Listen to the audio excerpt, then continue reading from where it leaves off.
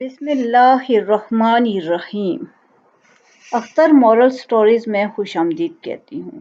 آج میں آپ کو رمضان کے مفہوم اور معنی کے بارے میں بتاؤں گی کہ روزہ کیا ہے، رمضان کیا ہے اور کیوں فرض ہے۔ رمضان کا مطلب ہے جلسہ دینے والا، جلا دینے والا، بسم کر دینے والا۔ اللہ نے اس میں یہ خصوصیات رکھی ہیں کہ یہ آپ کے گناہوں، جو نافرمانیاں کر چکے ہیں، جو خرابیاں کر چکے ہیں، جو بددیانتی ہو چکی ہے، غلط طریقے سے رزق کمایا ہے، دوسروں کے ساتھ زیادتی کر کے جتنے گناہ ہیں، جنہوں نے آپ کو لپیٹ میں لے رکھا ہے، شکنجے میں لے رکھا ہے، اس مہینے میں معافی مانگنے سے، صدق دل سے اگر انسان معافی مانگے گا تو یہ گناہ اسی طرح بھسم ہو جائیں گے، جل جائیں گے اور انسان پاک صاف ہو جائے گا، ایک نئی شخصیت کے طور پہ ابھرے گا۔ اور ہوتا بھی ایسا ہی ہے، بہت سے لوگوں کے رویے بدلنے شروع ہو جاتے ہیں رمضان میں، سوچیں بدلنا شروع ہو جاتی ہیں، ان کے اعمال بدلنا شروع ہو جاتے ہیں، اور بہت سے لوگ جو ہوتے ہیں وہ اپنے گناہوں پر نظر ثانی کرتے ہیں، ہمیشہ کے لیے چھوڑ دیتے ہیں۔ روزہ انسان کو تمام برائیوں سے نجات دلاتا ہے۔ جب انسان روزے سے ہوتا ہے تو نیکیوں کی طرف خود بخود راغب ہونے لگتا ہے۔ گناہ انسان کو پریشان کرتا ہے، خود اذیتی میں مبتلا رکھتا ہے، گناہوں پر نظر ثانی کرتا ہے جب انسان، تو یہ اسی ماہ میں زیادہ تر ہوتا ہے۔ رمضان اللہ کی بہت بڑی رحمت ہے کہ انسان اپنی غلطیوں، کوتاہیوں پہ کڑنے کی بجائے، پریشان رہنے کی بجائے، اپنے اذیت میں مبتلا رہنے کی بجائے، دیکھیں جب انسان اذیت میں مبتلا ہوتا ہے تو ہوتا کیا ہے کہ انسان پریشان رہتا ہے، اپنے آپ کو بلیم کرتا ہے، ڈپریشن میں چلا جاتا ہے۔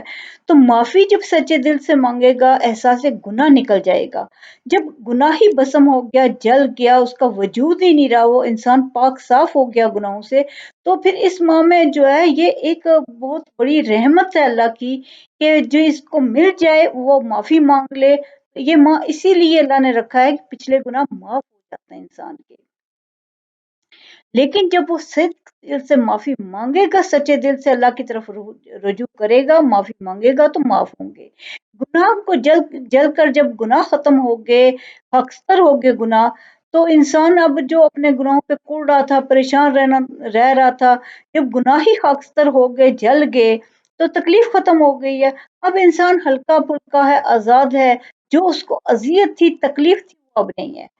تو جو اذیت اور تکلیف، دیکھیں اذیت اور تکلیف ایک آگ کے مانند ہوتے ہیں، جو ایک دوزخ کے سے لے لیں کہ دوزخ کی جو آگ کی تکلیف تھی، جو اس کو اذیت تھی، تو وہ ایک اذیت کی آگ جو تھی، اب اس کو نجات مل گئی ہے، چھٹکارا مل گیا ہے۔ تو اب وہ کیا ہوا جب جنت دوزخ کے اثرات ختم ہو گئے، کس کا مسافر ہوا؟ جنت کے راستے پر مسافر ہو گیا نا پھر تو لیکن وہ جو اس کو اللہ کا انعام سمجھ کر اس کی برکات سے فائدہ اٹھاتا ہے، یہ اللہ نے بڑی نعمت اپنی بہت خوش نصیب لوگوں کو عطا ہوتی ہے، اور جس کو عطا ہو جائے اسے چاہیے کہ وہ اس کو ضائع نہ کرے، فائدہ اٹھائے۔ اللہ کی رحمت جوش میں ہوتی ہے، اپنے گناہوں سے معافی مانگے اور خوش نصیب ہو جائے۔ بس رمضان جو ہے اس کو، رمضان کے بارے میں قرآن میں درجن آیات ہیں۔ سورہ بقرہ 185 میں ہے، شہر رمضان الذی انزل فیہ القرآن ھدی للناس وبینات من الھدی والفرقان فمن شہد منکم الشہر فلیصمہ ومن کان مریضا او علی سفر فعدۃ من ایام اخر یرید اللہ بکم الیسر ولا یرید بکم العسر ولتکملوا العدۃ ولتکبروا اللہ علی ما ھداکم ولعلکم تشکرون۔ ترجمہ ہے، رمضان وہ مہینہ ہے جس میں قرآن نازل کیا گیا، جو انسانوں کے لیے سراسر ہدایت ہے اور ایسی واضح تعلیمات پر مشتمل ہے جو راہ راست دکھانے والی اور حق و باطل کا فرق کھول کر رکھ دینے والی ہیں۔ لہٰذا اب جو شخص اس مہینے کو پائے اس کو لازم ہے کہ اس پورے مہینے کے روزے رکھے، اور جو کوئی مریض ہو یا سفر پر ہو تو وہ دوسرے دنوں میں روزوں کی تعداد پوری کرے۔ اللہ تمہارے ساتھ نرمی کرنا چاہتا ہے، سختی کرنا نہیں چاہتا، اس لیے یہ طریقہ تمہیں بتایا جا رہا ہے تاکہ تم روزوں کی تعداد پوری کر سکو، اور جس ہدایت سے اللہ نے تمہیں سرفراز کیا ہے اس پر اللہ کی کبریائی کا اظہار و اعتراف کرو اور شکر گزار بنو۔ اسی طرح دوسرے مقام پر سورہ بقرہ ہی میں ارشاد باری تعالیٰ ہے 183 میں، یا ایھا الذین آمنوا کتب علیکم الصیام کما کتب علی الذین من قبلکم لعلکم تتقون۔ اے ایمان والو، تم پر روزے فرض کیے گئے ہیں جس طرح تم سے پہلے لوگوں پر فرض کیے گئے تھے تاکہ تم تقوی اختیار کرو۔ شریف میں روزے دار کے لیے دو خوشیاں بتائی گئی ہیں۔ رسول صلی اللہ علیہ وآلہ وسلم نے فرمایا، روزہ دار کو دو خوشیاں حاصل ہوتی ہیں، ایک اس وقت جب وہ افطار کرتا ہے تو خوشی محسوس کرتا ہے، اور دوسرے جب وہ اپنے رب سے ملاقات کرے گا تو روزے کا ثواب دیکھ کر خوش ہو جائے گا۔ صحیح بخاری شریف کی یہ حدیث ہے۔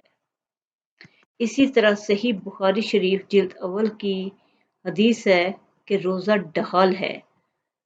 ابو ہریرہ روایت کرتے ہیں کہ انہوں نے بیان کیا کہ رسول صلی اللہ علیہ وسلم نے فرمایا کہ روزہ ڈھال ہے، اس لیے نہ تو بری بات کرے اور نہ جہالت کی بات کرے۔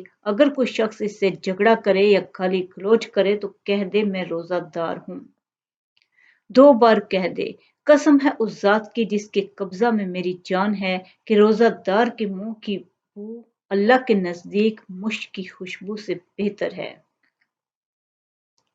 وہ کھانا پینا اور اپنی مرغوب چیزوں کو روزوں کی خاطر چھوڑ دیتا ہے، اور میں اس کا بدلہ دیتا ہوں اور اس کی نیکی 10 گنا ملتی ہے۔ رسول صلی اللہ علیہ وسلم نے فرمایا، رمضان کے آخری عشرے میں شب قدر تلاش کرو، پھر اگر تم میں سے کوئی کمزوری دکھائے یا عاجز ہو جائے تو آخری 7 راتوں میں سستی نہ کرے۔ صحیح مسلم 2765۔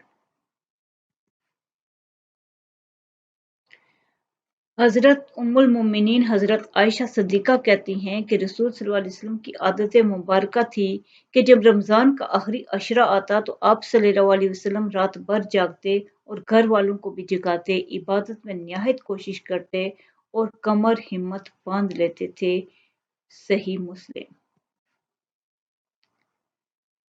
صحیح بخاری میں ہے کہ آپ صلی اللہ علیہ وسلم نے فرمایا، جنت کا ایک دروازہ صرف روزے داروں کے لیے مخصوص ہوگا، اس سے روزے داروں کے سوا کوئی اور نہیں گزرے گا۔ ترمذی اور ابو داؤد کی حدیث ہے، حضرت ابو ہریرہ روایت کرتے ہیں کہ رسول صلی اللہ علیہ وسلم نے فرمایا، جو شخص رمضان کا ایک روزہ بھی بلا عذر شرعی سفر یا مرض کے بغیر چھوڑ دے، پھر مدت عمر اس کی تلافی کے لیے روزے رکھے، تب بھی ایک روزے کی کمی پوری نہیں ہوگی۔ نبی صلی اللہ علیہ وآلہ وسلم نے فرمایا، اللہ عز و جل فرماتا ہے کہ روزہ خالص میرے لیے ہوتا ہے اور میں ہی اس کا بدلہ دیتا ہوں۔ بندہ کھانا پینا میری رضا کے لیے چھوڑتا ہے، اور روزہ گناہوں سے بچنے کی ڈھال ہے، اور روزہ دار کے لیے 2 خوشیاں ہیں، ایک خوشی اس وقت جب وہ افطار کرتا ہے، اور ایک خوشی اس وقت جب وہ اپنے رب سے ملتا ہے، اور روزے دار کے منہ کی بو اللہ کے نزدیک مشک و عنبر کی خوشبو سے زیادہ پاکیزہ ہے۔ حضرت ابو سعید خدری سے روایت ہے، انہوں نے فرمایا، میں نے رسول صلی اللہ علیہ وسلم کو ارشاد فرماتے ہوئے سنا، جس آدمی نے ایک دن اللہ کے راستے میں روزہ رکھا، اللہ تعالیٰ دوزخ کی آگ کو اس کے منہ سے 70 سال کی مسافت تک دور کر دے گا۔ صحیح مسلم جلد 2۔ رسول صلی اللہ علیہ وسلم نے ارشاد فرمایا، جس شخص نے بغیر کسی عذر اور بیماری کے ایک روزہ بھی چھوڑا ہوا وہ ساری عمر بھی روزے رکھ لے، اس کی تلافی نہیں کر سکتا۔ اسی طرح ایک اور جگہ حضور صلی اللہ علیہ وسلم کا ارشاد ہے صحیح مسلم میں، جنت میں ایک دروازہ ہے جسے ریان کہا جاتا ہے، اس دروازے سے قیامت کے دن روزہ رکھنے والے ہی داخل ہوں گے، ان کے علاوہ کوئی اور داخل نہیں ہوگا۔ کہا جائے گا کہ روزہ رکھنے والے کہاں ہیں؟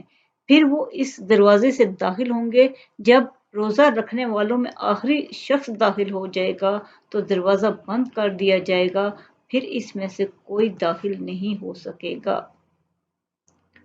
رسول صلی اللہ علیہ وسلم نے فرمایا، جس نے روزہ رکھ کر بھی بدزبانی اور جھوٹ نہ چھوڑا تو اللہ تعالیٰ کو اس کا کھانا پینا چھوڑ دینے کی کوئی ضرورت نہیں۔